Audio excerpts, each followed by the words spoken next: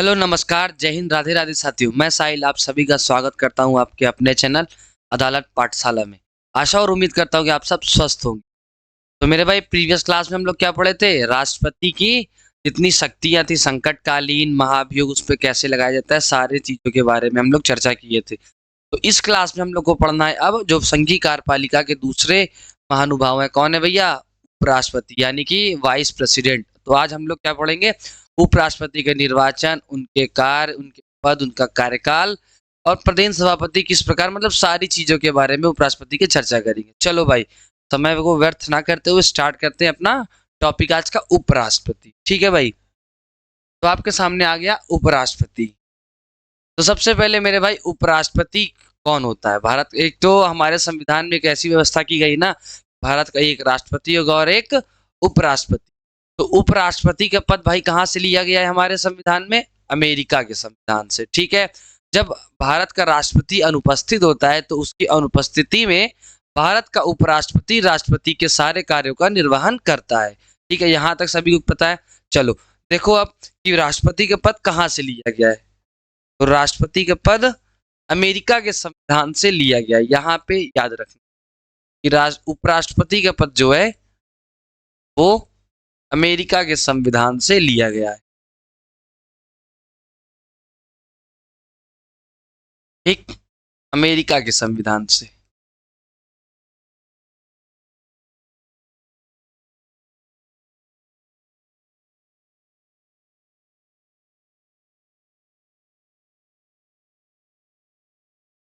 अब इसके बाद समझो भाई, एक ट्रिक बताता हूँ। जैसे जिस तरह से मैंने राष्ट्रपति में बताई थी कि पकानी कोका दुयो दसम, राष्ट्रपति को याद करने की ट्रिक थी ना, उसी प्रकार उपराष्ट्रपति को भी याद करने की एक ट्रिक है।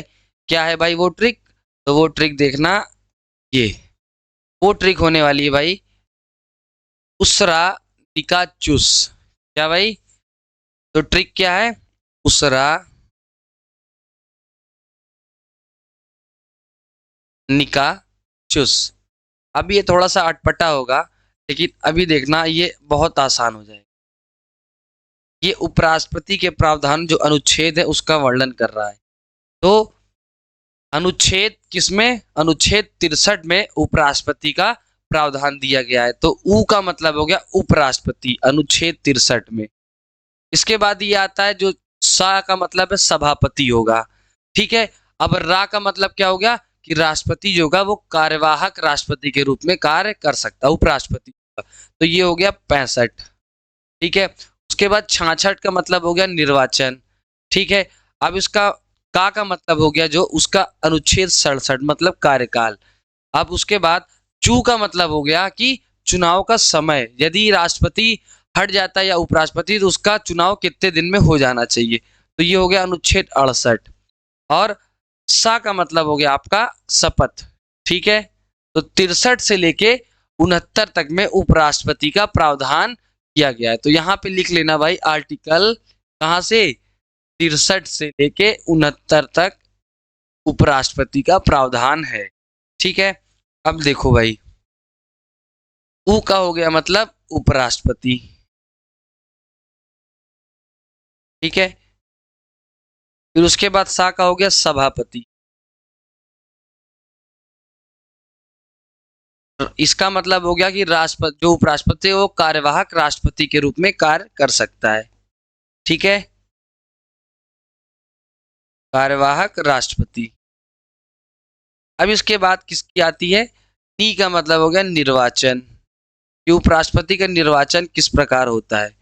अब का मतलब क्या हो गया भैया? उसका कार्यकाल, कि वो कितने टाइम तक अपने पद पर रहता है।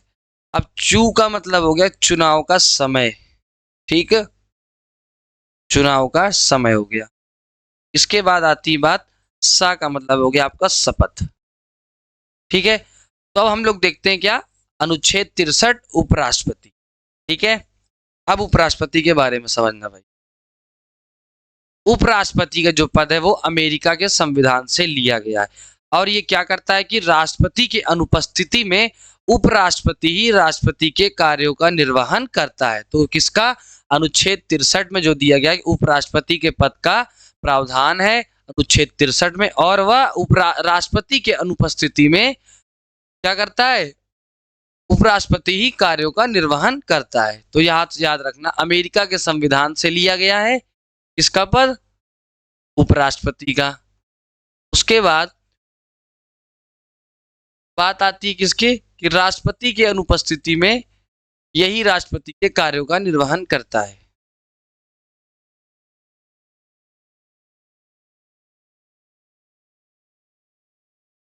राष्ट्रपति की अनुपस्थिति में, ठीक है।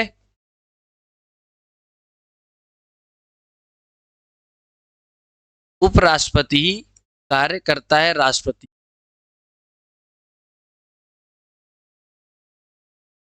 कार्यों का निर्वहन करता है।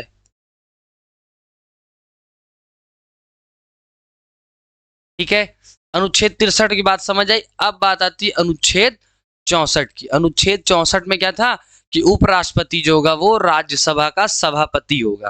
ठीक है, तो ये भी याद रखना कि अनुच्छेद 64 में सभापति है, इसका मतलब कि उपराष्ट्रपति राज्यसभा का सभापति होगा। राज्यसभा मान यानी कि उच्च सदन, जो संसद होती है उसका उच्च सदन क्या होता है, राज्यसभा होता है। तो राज्यसभा का पदेन सभापति होगा। ठीक है, पदेन सभापति। यहां तक भाई बात क्लियर है।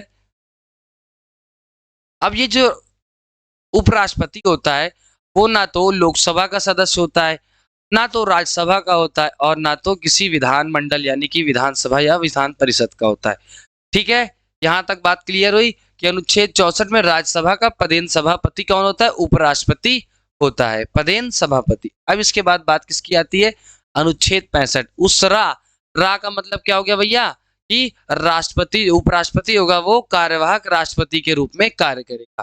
तो अब देखो भैया क्या, अब बात आती है कार्यवाहक राष्ट्रपति। इसमें अनुच्छेद 65 में आती है बात, कार्यवाहक राष्ट्रपति कौन होगा, उपराष्ट्रपति जो होगा वो कार्यवाहक राष्ट्रपति के रूप में कार्य करेगा। अब कब करेगा भैया, जब राष्ट्रपति जो होगा वो त्याग पत्र दे देगा अपने पद से, या उसकी मृत्यु हो जाएगी, या फिर महाभियोग द्वारा उसे उसके पद से हटा दिया जाएगा। कौन कौन सी हो गई भैया, देखो, या तो उसका वो त्याग पत्र दे देगा, या तो उसकी मृत्यु हो जाएगी, ठीक है, और या तो महाभियोग उस पे लग जाएगा, क्या, महाभियोग, या तो उसका निर्वाचन जो होगा अवैध घोषित हो जाएगा। ठीक है, निर्वाचन अवैध घोषित होने, निर्वाचन अवैध घोषित होने पर जो राष्ट्रपति होगा उसे उसके पद से जब हटा दिया जाएगा, इन तीनों चारों कंडीशन में, तो उपराष्ट्रपति ही कार्यवाहक राष्ट्रपति का क्या करेगा, कार्य करेगा। ठीक है, अब कार्यवाहक राष्ट्रपति जो होता है वह 6 महीने तक ही रह सकता है। ये भी बात याद रखना भाई कि जो कार्यवाहक राष्ट्रपति होगा वो सिर्फ और सिर्फ 6 महीने तक, 6 महीने के भीतर आपको क्या कराना पड़ेगा, निर्वाचन कराना पड़ेगा। कार्यवाहक राष्ट्रपति जो होगा वह सिर्फ और सिर्फ 6 महीने तक। ठीक है, 6 महीने तक।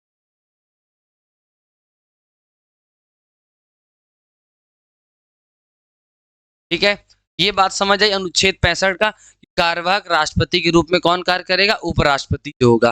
त्यागपत्र, मृत्यु, महाभियोग या निर्वाचन अवैध घोषित होने पर वो कार्यवाहक राष्ट्रपति के रूप में उपराष्ट्रपति कार्य करेगा, और वह सिर्फ 6 महीने तक कार्य करेगा। 6 महीने के अंदर आपको निर्वाचन पुनः कराना पड़ेगा। अब इसके बाद बात आती है अनुच्छेद 66। अनुच्छेद 66 में क्या है भैया, कि राष्ट्रपति, उपराष्ट्रपति का जो निर्वाचन किस प्रकार होगा। ठीक है, अब आती बात निर्वाचन की, इसके उपराष्ट्रपति के निर्वाचन। जिस प्रकार से राष्ट्रपति में मैंने बताया था कि उसका जो निर्वाचन होता है एकल संक्रमणी अनुपातिक प्रणाली के आधार पे होता है, मतलब कि वरीयता के आधार पे उपराष्ट्रपति का भी निर्वाचन होता है। ठीक है, अब इसके निर्वाचन में क्या क्या कंडीशन, क्या क्या होना चाहिए। सबसे पहले वो पागल या दिवालिया नहीं होना चाहिए। जो उपराष्ट्रपति, जो व्यक्ति चुना जाएगा वो पागल या दिवालिया नहीं होना चाहिए। चलो देखो भाई, पागल या दिवालिया ना हो, ये तो बहुत कॉमन सा है, ठीक है, पागल या दिवालिया। इसके बाद बात आती है दूसरा, कि वह किसी लाभ के पद पर ना हो, ठीक है, मतलब कि वो लाभ का पद मतलब सरकारी व्यक्ति ना हो, लाभ के पद पर ना हो। अब इसके बाद आती है बात, वह भारत का नागरिक हो। ये तो भाई बहुत कॉमन सी बात ये भी है कि भारत का नागरिक हो।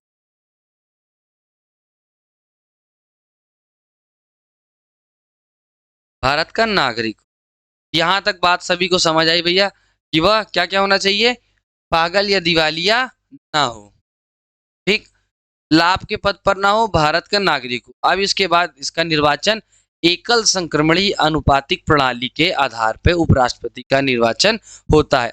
अब इसका निर्वाचन कौन करता है, संसद के दोनों सदस्य, संसद में मतलब राज्यसभा और लोकसभा दोनों के सदस्य मिलकर करते हैं, ठीक है। अब देखो भाई बात, इसका कौन करता है निर्वाचन, संसद के दोनों सदस्य, संसद के दोनों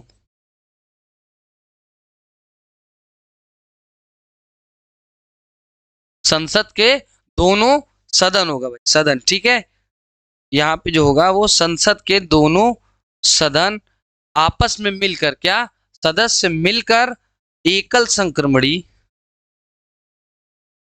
मिलकर क्या, एकल संक्रमणीय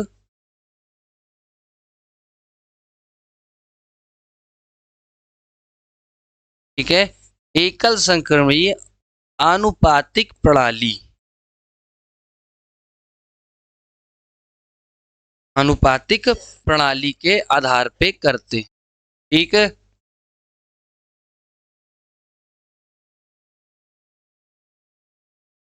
यहां तक भाई क्लियर है कि एकल संक्रमणीय अनुपातिक प्रणाली के आधार पर राष्ट्रपति का भी निर्वाचन होता है और उपराष्ट्रपति। अब इस पद्धति के बारे में मैंने राष्ट्रपति में बताया था कि वरीयता के आधार पे आप इसका निर्वाचन करते हैं, ठीक है भाई, यहां तक क्लियर है। चलो, अब संसद के दोनों सदन मतलब सिर्फ और सिर्फ लोकसभा और राज्यसभा। राष्ट्रपति में कौन कौन थे भैया, राष्ट्रपति में कौन कौन शामिल थे, देखो, राष्ट्रपति के निर्वाचन में कौन थे, राष्ट्रपति में थे भैया 3, लोकसभा के थे निर्वाचित जो सदस्य थे, राज्यसभा के थे और विधानसभा के थे। यहां तक था ना भाई, ये तीनों सदनों के सदस्य, निर्वाचित सदस्य मिलकर किसका, राष्ट्रपति का निर्वाचन कर रहे थे। लेकिन उपराष्ट्रपति में जब बात आती है कि उपराष्ट्रपति का निर्वाचन में कौन कौन है, तो उपराष्ट्रपति में भैया देखो, उपराष्ट्रपति में सिर्फ और सिर्फ कौन आता है, राज्यसभा और लोकसभा, इसी दोनों सदनों के निर्वाचित सदस्य ही उपराष्ट्रपति के निर्वाचन में भाग लेते, ठीक है, विधानसभा के नहीं लेते हैं, ठीक है। बात क्लियर है यहां तक सभी को, यहां तक क्लियर हो गई भाई। चलो अब इसके बाद समझते हैं कि इसके बाद की क्या होना चाहिए। अब इसके बाद है कि ये जो उपराष्ट्रपति होगा, जो उपराष्ट्रपति होगा वो राज्यसभा के चुने जाने की क्षमता रखता हो, ठीक है, तभी तो वो भैया राज्यसभा का पदिन सभापति कहलाएगा ना, जब वो राज्यसभा में चुने जाने की क्षमता रखता हो, ठीक है भाई।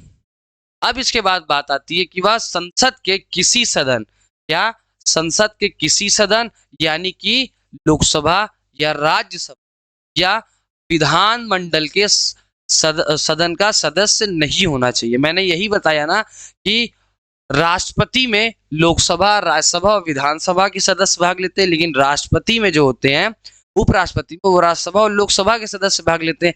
अब कंडीशन यहाँ पे ये आ रही है कि उपराष्ट्रपति में ये होना चाहिए कि जो व्यक्ति उपराष्ट्रपति चुना जाएगा वो ना तो लोकसभा का सदस्य हो,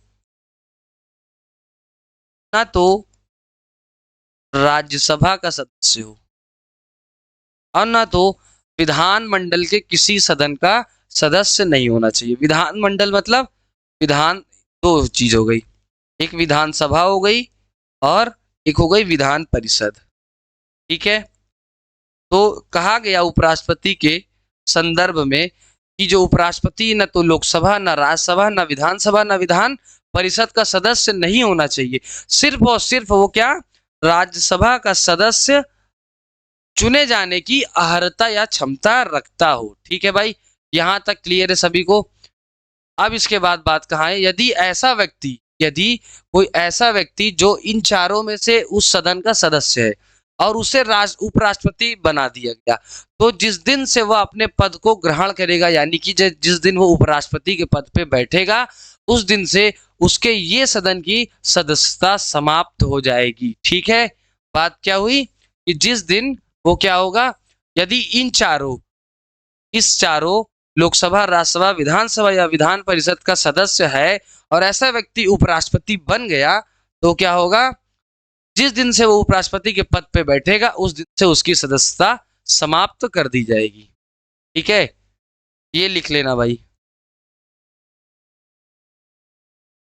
कि जो उपराष्ट्रपति है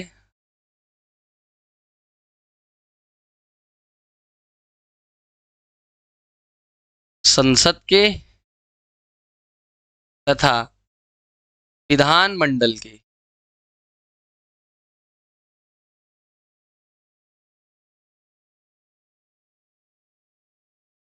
किसी भी सदन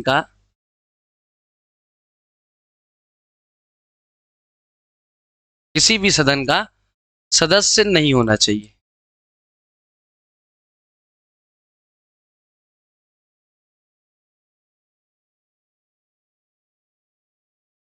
ठीक है, बात यहाँ पे क्लियर है, किसी भी सदन का सदस्य नहीं, यदि वह सदस्य होता है तो, यदि वह सदस्य होता है तो क्या होगा, तो जिस दिन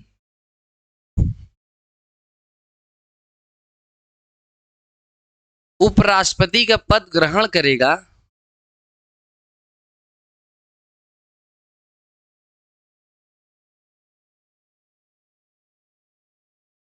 उपराष्ट्रपति का पद ग्रहण करेगा, उस दिन से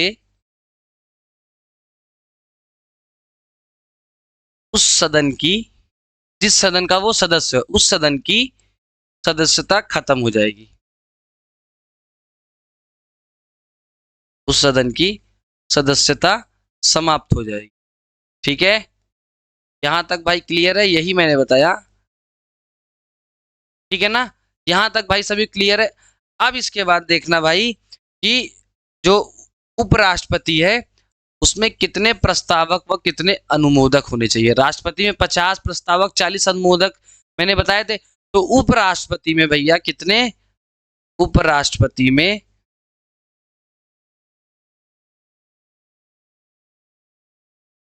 20 प्रस्तावक तथा 20 अनुमोदक। ठीक है, ये होने चाहिए 20 प्रस्तावक तथा 20 अनुमोदक। अब इसके बाद बात कहां पे आती भैया कि उपराष्ट्रपति के निर्वाचन में जो राष्ट्रपति क्या करते हैं, लोकसभा में 2 एंग्लो इंडियन और राज्यसभा में 12 सदस्यों को मनोनीत करते हैं। क्या वो भाग लेते हैं, तो वहां हाँ भाई वो बिल्कुल भाग लेते हैं, किसके, उपराष्ट्रपति के निर्वाचन में। कौन कौन, लोकसभा के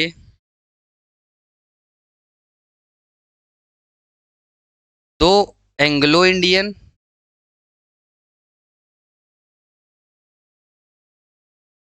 तथा राज्यसभा के 12 मनोनीत सदस्य। मनोनीत किस आधार पर किया जाता है, जो विज्ञान, कला व साहित्य के क्षेत्र में निपुण होते हैं। तो राज्यसभा के 12 मनोनीत सदस्य उपराष्ट्रपति के निर्वाचन में भाग लेते हैं। ठीक है,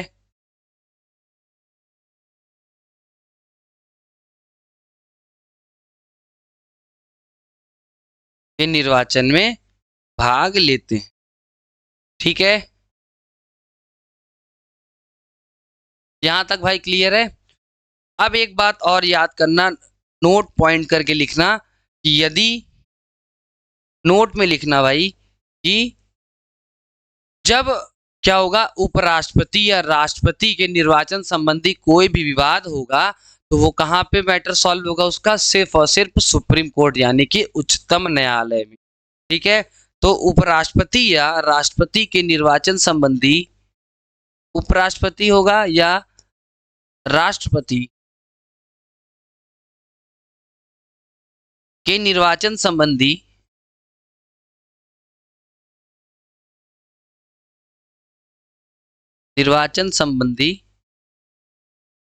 कोई भी विवाद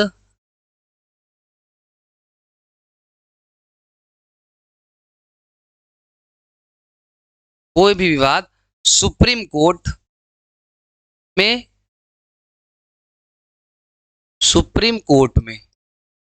ठीक, सुप्रीम कोर्ट में सुने जाएंगे।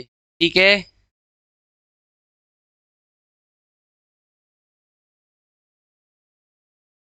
यहां तक भाई क्लियर हो गया सभी को कि उपराष्ट्रपति के निर्वाचन में क्या क्या था भैया। उपराष्ट्रपति के निर्वाचन में थी कि वह पागल या दिवालिया ना हो, भारत का नागरिक हो, लाभ के पद पर ना हो और संसद के दोनों सदन, लोकसभा व राज्यसभा के दोनों सदनों के सदस्य मिलकर एकल संक्रमणीय अनुपातिक प्रणाली द्वारा इनका उपराष्ट्रपति का निर्वाचन करते हैं। ठीक है, अब इसके बाद बात आई उपराष्ट्रपति में राज्यसभा और लोकसभा के सदस्य निर्वाचन में भाग लेते। तो यदि कोई सदस्य लोकसभा, राज्यसभा, विधानसभा या विधान परिषद का सदस्य है तो जब वो उपराष्ट्रपति बनेगा तो जिस दिन वो उपराष्ट्रपति का पद ग्रहण करेगा उस दिन से उस सदन की सदस्यता समाप्त हो जाएगी। अब उपराष्ट्रपति में 20 प्रस्तावक तथा 20 अनुमोदक होने चाहिए। इसके बाद लोकसभा के 2 एंग्लो इंडियन तथा राज्यसभा के 12 मनोनीत सदस्य उपराष्ट्रपति के निर्वाचन में भाग लेते हैं। और एक पॉइंट आया कि उपराष्ट्रपति या राष्ट्रपति के निर्वाचन संबंधी कोई भी विवाद सिर्फ और सिर्फ उच्चतम न्यायालय यानी कि सुप्रीम कोर्ट में सुने जाएंगे। यहां तक भाई सभी को क्लियर है? यहां तक भाई सभी को क्लियर है ना? चलो अब इसके बाद देखते हैं अनुच्छेद क्या, अनुच्छेद 67। अनुच्छेद 67 में क्या है? 63, 64, 65, 66 तक सभी को क्लियर है? अब इसके बाद है भैया कार्यकाल, कि उपराष्ट्रपति का जो कार्यकाल होगा वो कितने दिनों का होगा। तो देखो भैया कार्यकाल उपराष्ट्रपति का,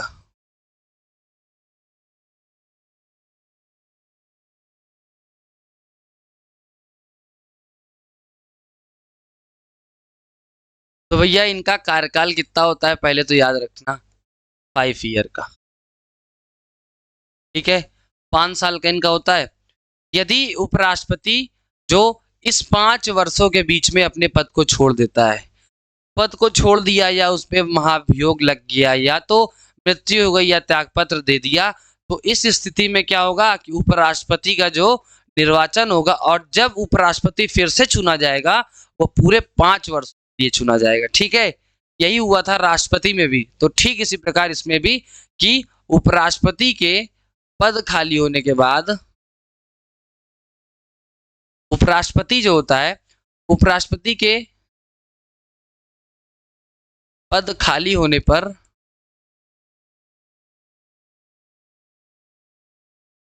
जो नया उपराष्ट्रपति नियुक्त होगा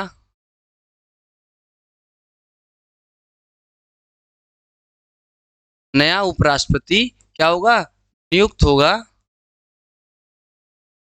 वह पूरे 5 वर्ष, पूरे कितने 5 वर्ष।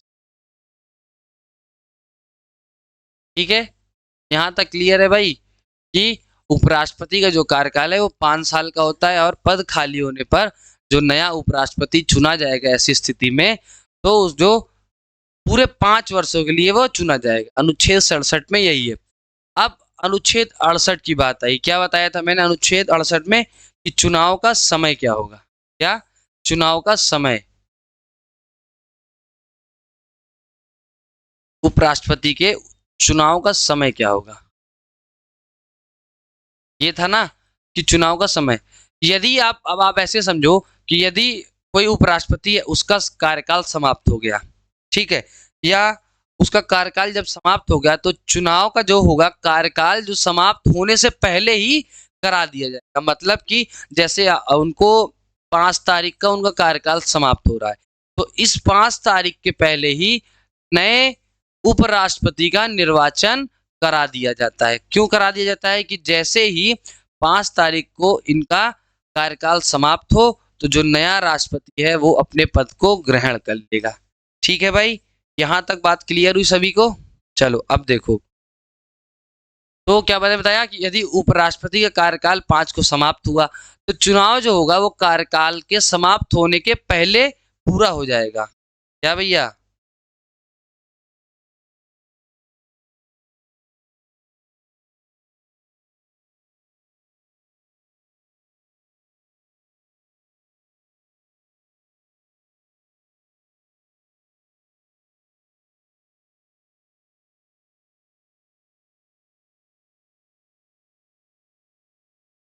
उपराष्ट्रपति के कार्यकाल समाप्त होने से पहले नए उपराष्ट्रपति का निर्वाचन हो जाएगा।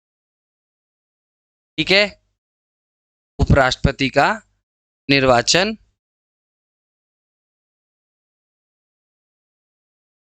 हो जाएगा। यही इससे पहले कहा गया था, यदि ऐसी स्थिति आती है कि उपराष्ट्रपति का पद खाली हो गया तो जो उपराष्ट्रपति नया आएगा वो कितने पूरे 5 वर्षों के लिए आएगा, चाहे क्यों ना एक ही दिन का कार्यकाल उस पुराने उपराष्ट्रपति का बचा रहा हो, लेकिन जो नया आएगा वो पूरे 5 सालों के लिए आएगा। ठीक है, अब बात कहाँ आती है कि उपराष्ट्रपति के कार्यकाल समाप्त होने से पहले नए उपराष्ट्रपति का निर्वाचन हो जाएगा। यदि मृत्यु, इस्तीफा या किसी अन्य कारण से इस पद को रिक्त होता है, यह पद जब किसी अन्य कारण, यदि मृत्यु, त्यागपत्र या किसी अन्य कारण से यह रिक्त होता है उपराष्ट्रपति का पद, तो चुनाव 6 महीने के अंदर जल्दी से जल्दी यथाशीघ्र करा दिया जाता है। ठीक है भैया, किसी अन्य कारण से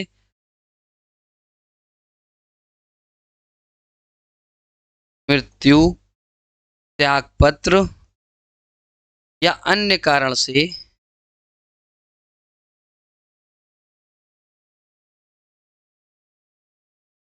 पद रिक्त होने पर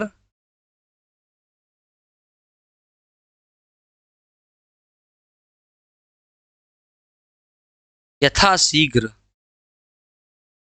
क्या भैया, यथाशीघ्र 6 महीने के अंदर, यथाशीघ्र 6 महीने के अंदर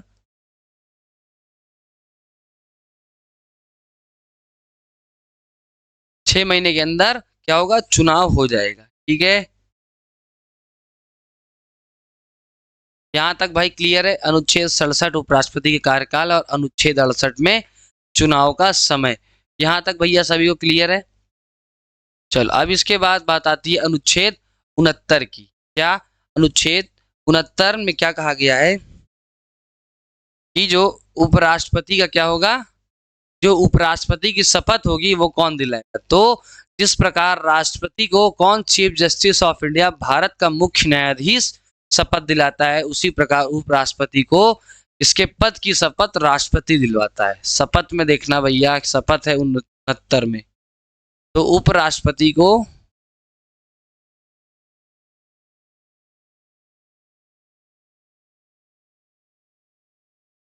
पद व गोपनीयता की शपथ कौन दिलाता है? राष्ट्रपति।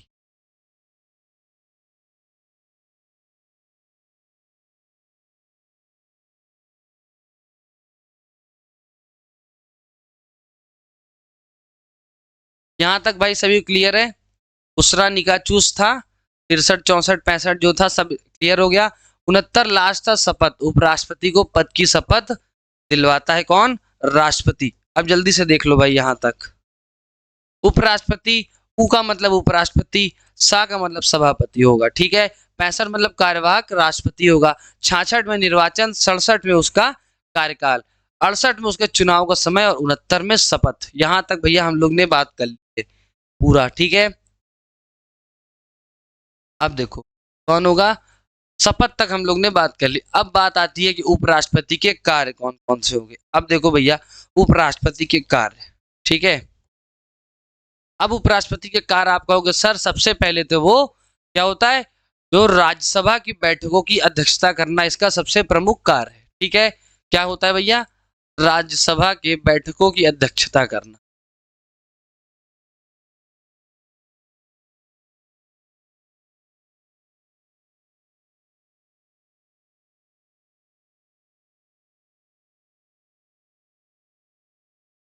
ये पहला हो गया। इसका प्रमुख कार्य जो था वो राज्यसभा के बैठकों की अध्यक्षता करना।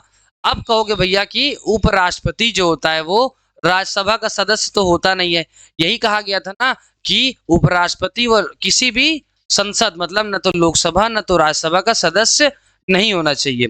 लेकिन उसे एक महत्वपूर्ण अधिकार कौन सा प्राप्त है कि वह अपना निर्णायक मत देता है। कहाँ देता है भैया? उपराष्ट्रपति जो होता है वो राज्यसभा का सदस्य नहीं होता है, लेकिन उसे मतदान का भी अधिकार नहीं है, लेकिन सभापति के रूप में वो क्या करता है? निर्णायक मत देने का अधिकार इसको प्राप्त है। ठीक है, तो लिखना कि निर्णायक मत देने का अधिकार।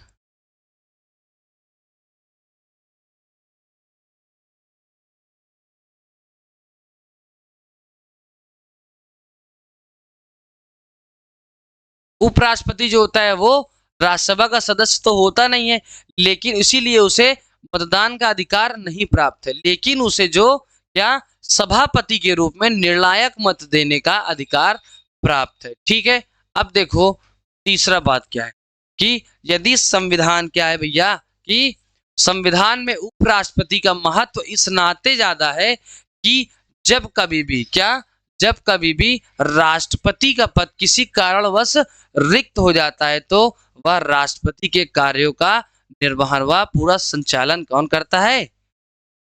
तो इसमें लिखना कि कार्यवाहक राष्ट्रपति के रूप में कार्य करता है।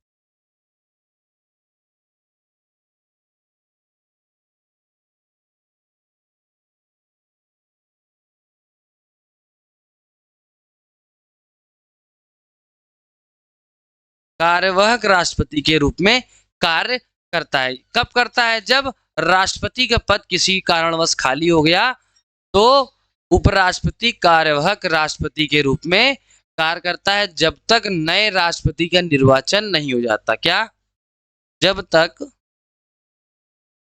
नए राष्ट्रपति का, ठीक है, जब तक नए राष्ट्रपति का निर्वाचन नहीं होता।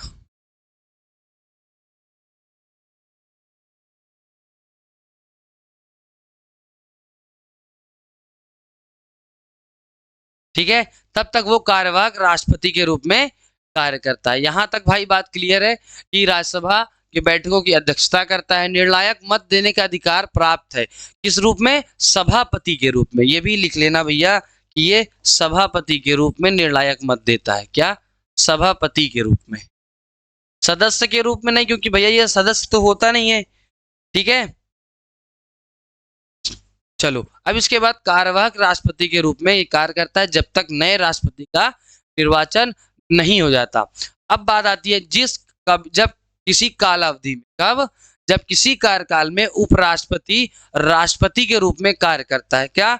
उपराष्ट्रपति जो होता है वो राष्ट्रपति के रूप में कार्य करता है। वह राज्यसभा के सभापति के पद को कार्यों को नहीं करेगा। मतलब कि चौथा समझो, जब वो कार्यवाहक राष्ट्रपति के रूप में कार्य कर रहा है, कौन? उपराष्ट्रपति। ठीक है, मतलब कि जब उपराष्ट्रपति कार्यवाहक राष्ट्रपति के रूप में कार्य करेगा तो वो राज्यसभा के सभापति के पद के कार्यों को नहीं करेगा। ठीक है, ये भी याद रखना कि जब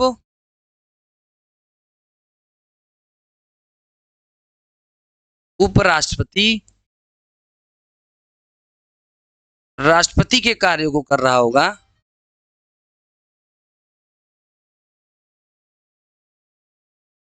राष्ट्रपति के कार्यों को कर रहा होगा तो कार्यों को कर रहा होगा तो वह अपने मतलब तो वह सभापति के कार्यों को नहीं करेगा।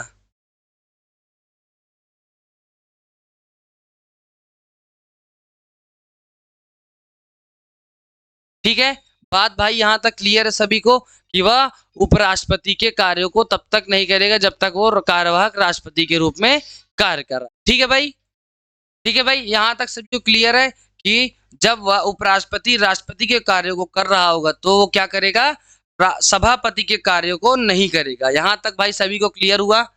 बात क्लियर है पूरी? अब इसके बाद बात है जब उपराष्ट्रपति के रूप में कार्य करता है। क्या? जब वह उपराष्ट्रपति जो राष्ट्रपति के रूप में कार्य करता है तो उसको राष्ट्रपति की सारी शक्तियां, उपलब्धियां, भत्ते और उसके विशेषाधिकार प्राप्त हो जाते हैं। ठीक है, जब वो किसके रूप में कार्य करता है? राष्ट्रपति के रूप में कार्य करता है। तो यहाँ पे लिखना भाई, राष्ट्रपति के रूप में कार्य करते समय उसे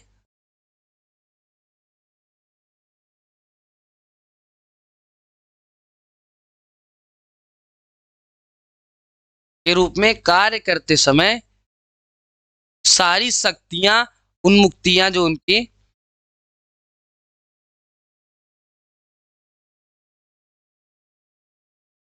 शक्तियां, उसकी उपलब्धियां सब मिल जाती हैं भैया। ठीक है, सब किसको? उपराष्ट्रपति को मिल जाती है। यहां तक भाई बात क्लियर है?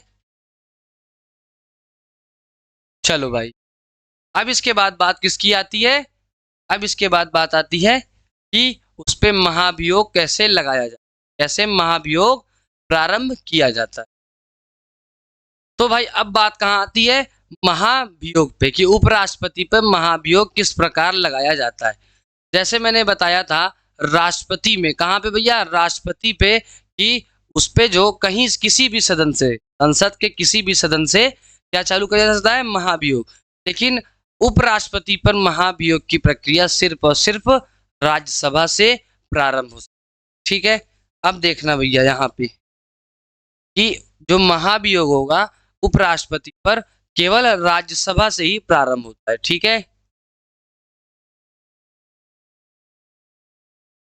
केवल राज्यसभा से ही महाभियोग प्रारंभ होता है। किस पे? उपराष्ट्रपति पर। ठीक है, अब इसके बाद क्यों प्रारंभ होता है? कि वह भैया राज्यसभा का सभापति होता है। तो महाभियोग को पास कौन करता है? लोकसभा और राज्यसभा दोनों पास करती है, लेकिन जो प्रारंभ होगा वो सिर्फ और सिर्फ आपके कहां से? राज्यसभा से होगा। ठीक है, तो महाभियोग को कौन पास करता है? दोनों पास करती हैं। अब इसके बाद बात आती है कि उस पर प्रारंभ किस प्रकार होता है। तो राज्यसभा से जो होता है महाभियोग प्रारंभ करने के लिए उस राज्यसभा के 1/4 सदस्यों की सहमति चाहिए। कहां से? प्रारंभ करने की। ठीक है, प्रारंभ करने के लिए, प्रारंभ करने के लिए 1/4 सदस्य कहाँ के? राज्यसभा के, क्योंकि यहीं से प्रारंभ होगा भाई। तो 1/4 सदस्यों की सहमति चाहिए। ठीक है, अब मान लो 1/4 सदस्यों की सहमति मिल गई, तो इसे यहां से पारित कराने के लिए 2/3 सदस्य चाहिए। ठीक है, तो पारित कराने के लिए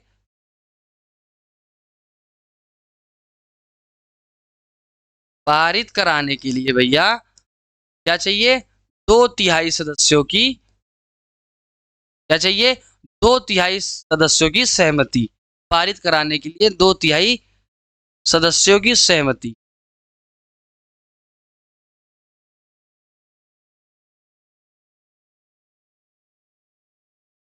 यहां तक बात क्लियर है भाई सभी को, कि प्रारंभ करने के लिए राज्यसभा से 1/4 सदस्यों की सहमति चाहिए, लेकिन उसे पारित कराने के लिए कितना चाहिए भैया? पारित कराने के लिए 2/3 सदस्यों की आपको सहमति चाहिए। अब इसके बाद बात आती है कि भैया यहां से तो पारित हो गया, अब पारित होने के बाद क्या होगा? तो जब राज्यसभा से पारित हो जाएगा तो उसे लोकसभा दूसरे सदन में भेजने से पहले, लोकसभा में भेजने से पहले उसे 14 दिन, मतलब जिस दिन लोकसभा में भेजने के 14 दिन पहले आपको राष्ट्रपति को सूचना देने की आप पे महाभियोग की प्रक्रिया प्रारंभ हो चुकी है। ठीक है, तो अब लिखना कि लोकसभा में भेजने से 14 दिन पहले, लोकसभा में भेजने से 14 दिन पहले इसको उपराष्ट्रपति को महाभियोग की सूचना दी जाती है। उपराष्ट्रपति को महाभियोग की सूचना।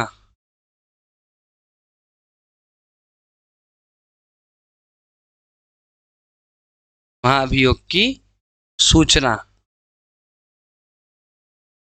ठीक है, सूचना दी जाती है। अब इसके बाद सूचना देने के बाद क्या होता है, जब जब सूचना दे दी गई तो उसके 14 दिन बाद आपको क्या करना है, लोकसभा में ये भेजा जाएगा। क्या? महाभियोग का प्रस्ताव। तो लोकसभा में जब जाएगा, तो लोकसभा में जब चला गया तो वहां 2/3 सदस्यों की सहमति से महाभियोग अगर पास कर दिया गया तो उपराष्ट्रपति को उसके पद से हटा दिया जाए। क्या कर दिया जाएगा? हटा दिया जाए। अब इसके बाद बात देखो कहाँ आती है कि लोकसभा में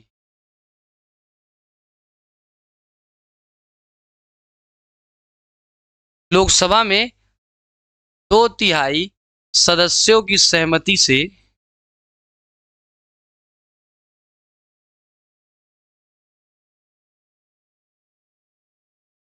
2/3 सदस्यों की सहमति से महाभियोग पारित हो जाता।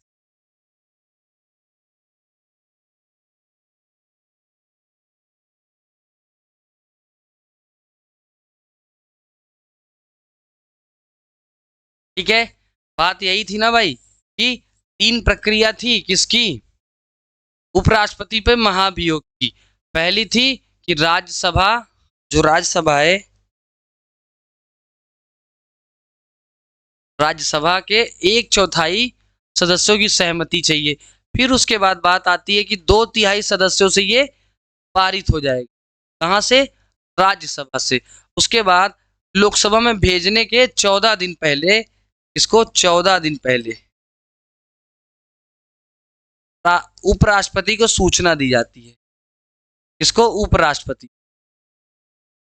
सूचना दे दी गई। अब इसके बाद ये लोकसभा में चला गया। जब ये लोकसभा में गया तो 2/3 सदस्य इसको पारित कर, जब पारित कर दिए तो महाभियोग लग गया किस पे भैया? उपराष्ट्रपति पर। जब महाभियोग लग गया तो उपराष्ट्रपति को उसके पद से क्या कर दिया जाएगा? अपदस्थ, या तो उसको पद से हटा दिया जाएगा। ये बात भैया क्लियर हुई सभी को? यहां तक बात क्लियर है सभी को? क्लियर है भाई? चलो अब इसके बाद बात आती है कि यदि क्या होगा भाई, यदि ऐसी स्थिति कभी हो गई कि राष्ट्रपति भी नहीं है और उपराष्ट्रपति भी नहीं, तो राष्ट्रपति के कृत्यों का निर्वहन या कार्यों का निर्वहन कौन करेगा? आकस्मिकता होती है भाई कि कभी कभी ऐसा हो गया, मान लिया हमने कि राष्ट्रपति भी नहीं है और उपराष्ट्रपति भी नहीं है, तो ऐसे समय में राष्ट्रपति के कार्यों का निर्वहन कौन करेगा? तो ऐसे समय में क्या था भाई कि संसद ने राष्ट्रपति उत्तराधिकार अधिनियम, क्या संसद ने राष्ट्रपति उत्तराधिकार अधिनियम,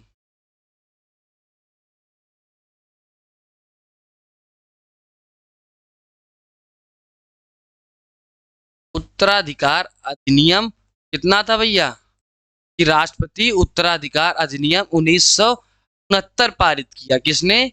संसद ने। संसद ने 1969 में राष्ट्रपति उत्तराधिकार अधिनियम पारित किया था। और इसमें क्या कहा था भैया कि उपराष्ट्रपति यदि किसी कारणवश उपलब्ध नहीं है और राष्ट्रपति भी उपलब्ध नहीं है तो राष्ट्रपति के कार्यों का निर्वहन जो करेगा उच्चतम न्यायालय, मतलब सुप्रीम कोर्ट का मुख्य न्यायाधीश यानी कि सीजेआई। कौन करेगा कार्यों का निर्वहन? सीजेआई। कौन? मुख्य न्यायाधीश कहाँ का? सुप्रीम कोर्ट का। ठीक है, कौन करेगा? अब बात यहां पे आ गई कि अगर चीफ जस्टिस ऑफ इंडिया भी नहीं तो कौन करेगा? तो भैया करेगा सुप्रीम कोर्ट का जो सबसे वरिष्ठ वकील होगा, जो जानकार होगा, वो राष्ट्रपति के कृत्यों को संपादित करेगा और संपन्न करेगा। सीजीआई के भी अनुपस्थिति में कौन करेगा? कौन? वरिष्ठ वकील। कहाँ का? वरिष्ठ न्यायाधीश भाई, वरिष्ठ न्यायाधीश। कहाँ का? Supreme court. यहां तक बात भाई सबको क्लियर है कि संसद ने राष्ट्रपति उत्तराधिकार अधिनियम 1969 पारित किया और उसमें बताया कि यदि राष्ट्रपति उपराष्ट्रपति दोनों नहीं है तो कौन करेगा? चीफ जस्टिस ऑफ इंडिया राष्ट्रपति के कार्यों का निर्वहन करेगा। अगर चीफ जस्टिस ऑफ इंडिया भी नहीं है, कहाँ का? सुप्रीम कोर्ट, मुख्य न्यायाधीश भी नहीं है तो सुप्रीम कोर्ट का वरिष्ठ न्यायाधीश करेगा राष्ट्रपति के कार्यों का निर्वहन। ठीक है भाई, यहां तक सभी को क्लियर हो गया सारी चीजें? यहां तक क्लियर है भाई सभी को? आज हम लोग क्या पढ़ लिए? उपराष्ट्रपति के बारे में सारी चीजों को डिस्कस कर लिया। अगर क्लास पसंद आई होगी तो भाई एक लाइक, सब्सक्राइब और शेयर जरूर करना। अपने मित्रों को भी भेज देना ताकि वो भी पढ़े और आप भी पढ़ो। ठीक है, मिलेंगे नेक्स्ट क्लास में, तब तक के लिए बने रहना। जय हिंद।